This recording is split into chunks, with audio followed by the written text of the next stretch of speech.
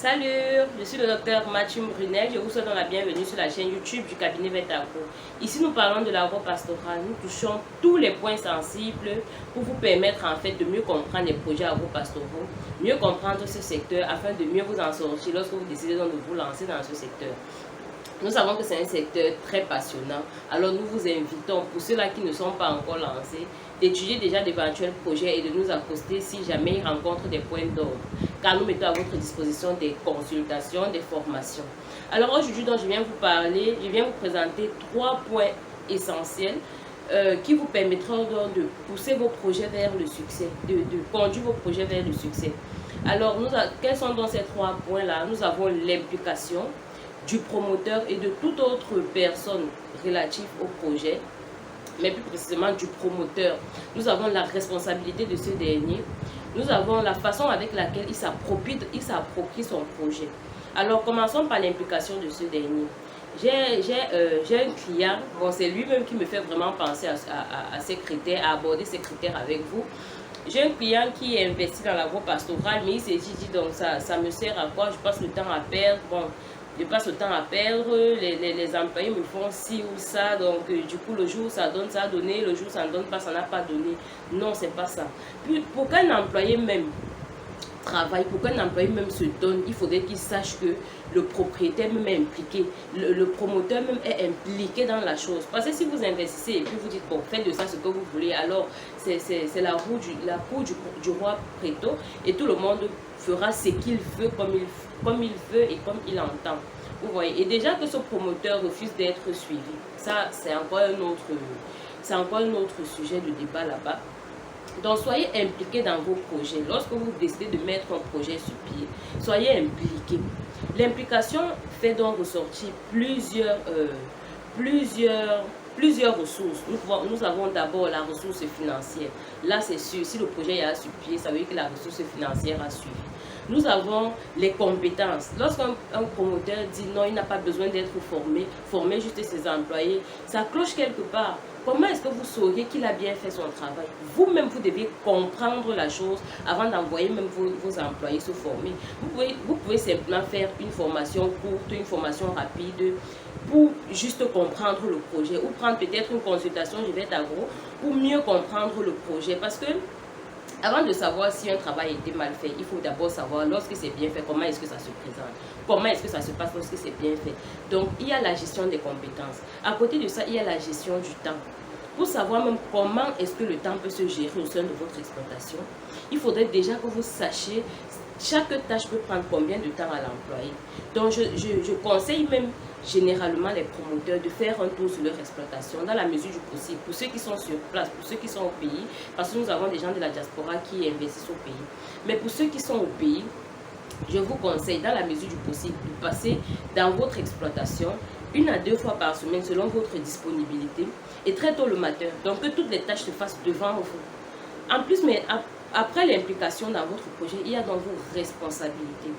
J'ai déjà rencontré certaines personnes qui disent ce qui arrive sur le site ne m'engage pas. Par exemple, un employé qui tombe malade sur votre site.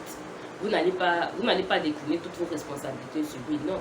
Même s'il faille que vous partagez le coût de son traitement, il faudrait d'abord que vous le soignez. Si ce n'est pas la période des salaires, soignez-le d'abord.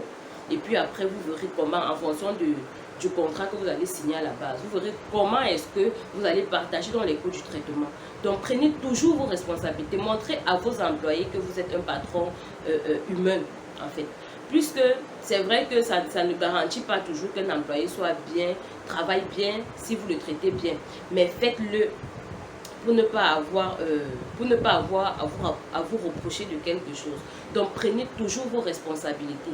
Et si, par exemple, lors de la production, lors de toute production, lors de tout cycle de production sur votre site, je prends l'exemple de l'aliment. Si l'aliment finit et vous êtes averti à temps, et vous faites entrer l'aliment après, ce qui crée un décalage peut-être dans la croissance des animaux, ou bien des diarrhées, puisque donc un bouleversement du transit alimentaire qui peut causer des diarrhées ou toute autre chose. Prenez sur vous parce que c'est à cause de vous que l'aliment n'a pas pu entrer. Ne blâmez pas vos employés parce que c'est pas à cause d'eux. Si vous ont informé à temps, alors prenez vos responsabilités. Ces responsabilités peuvent se situer à plusieurs niveaux. Là, nous avons pris 2 niveaux, la gestion de votre personnel et un exemple au cours d'un cycle de production. En 3e position, nous avons donc la façon avec laquelle vous vous appropriez votre projet. Nous avons déjà rencontré certains promoteurs qui lancent leur projet. Et puis, tu as l'impression que c'est la chose de quelqu'un d'autre. Lorsque vous leur faites des recommandations, ça ne leur dit rien. Lorsque vous échangez avec eux, ils ne sont pas, comment je vais dire, ils ne sont pas dans la chose, quoi. Appropriez-vous votre projet, prenez-le à cœur. Cela renforce encore votre détermination.